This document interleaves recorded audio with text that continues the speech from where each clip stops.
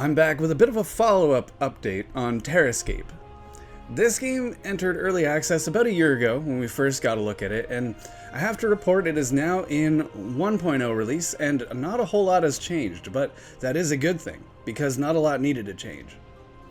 Now, to cut to the chase, this is a 7 out of 10 game in my opinion. Now, I do have some hang-ups, but overall I really did enjoy it. I recommended it back then, and I recommend it now. But this game, for those who aren't aware, is kind of a puzzle city builder game. You're met with a randomly generated island. That island has a lot of resources spread about it, and your job is to take different buildings and place them where they're most effective.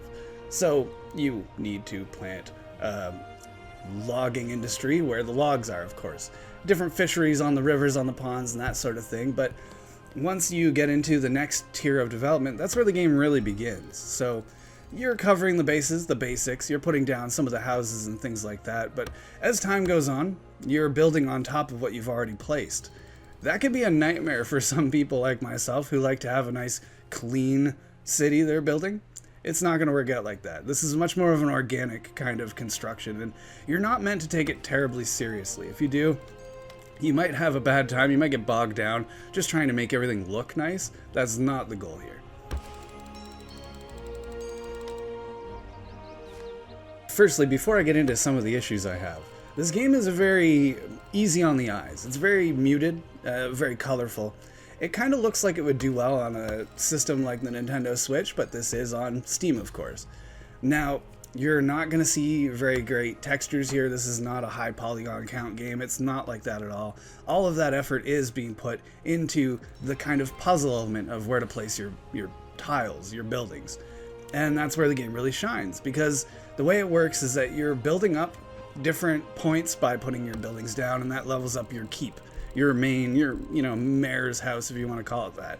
Now, when that hits the next tier, you gain access to new kinds of buildings. So you go from maybe settlement to forestry to basic foods, and that progresses all the way up into very advanced categories where you're getting more modern houses, you're placing down bars and taverns and things like that to keep your people happy, and all of that is to service a higher score. You're just trying to get the highest score out of your civilization, because when you put these things down, there's only so many tiles on this island. You're going to hit a point where you're going to max out your points or you're going to fail.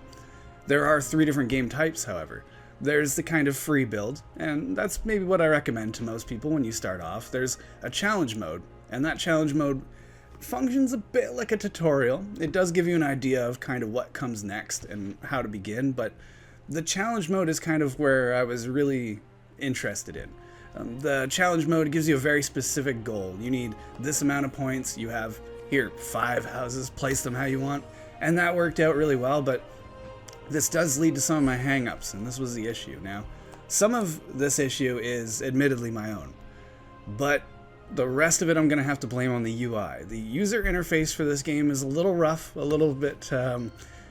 there's no advanced tutorial. There's no explicit tutorial, I should say. You can't just load up and hit that and learn how to play it. It's a little harder to get than that.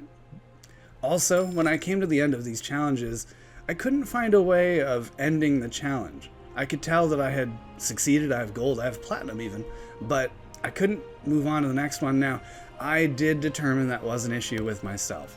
You click the little medallion, save you the trouble. You click the little medallion at the bottom when you have succeeded, and that'll bring up a menu. You can now quit or go to the next challenge. For some reason that didn't click with me, and likewise there's another thing that didn't click with me, and something that again is my fault.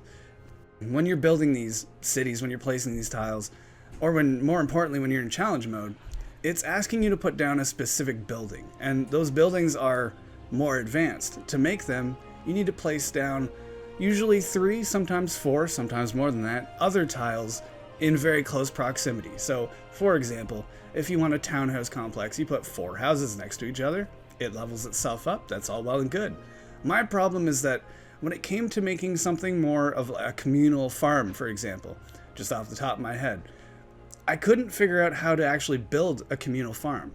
Unless I just spent that time kind of just putting pieces down until something finally merged together and made a piece, I had such a hard time figuring that out. But again, taking inventory, that was my fault. There is indeed a recipe tab, we'll call it, on the right hand side. You click those little arrows and it will bring it out. For some reason I didn't see that, and that is on me. But again, in the developer's case, you could have maybe highlighted that a little bit more. That would have been very obvious in a tutorial, but I digress. To summarize, my feelings about this game really haven't changed from early access. About a year ago, I really enjoyed what I was playing. I really got that satisfaction out of a nice and kind of calm, relaxed city builder, and that's something that I don't get very often out of these games. It's very stressful, and this was very opposite of that, not stressful whatsoever. So I, again, have to recommend this game, and that's why I gave it a 7 out of 10.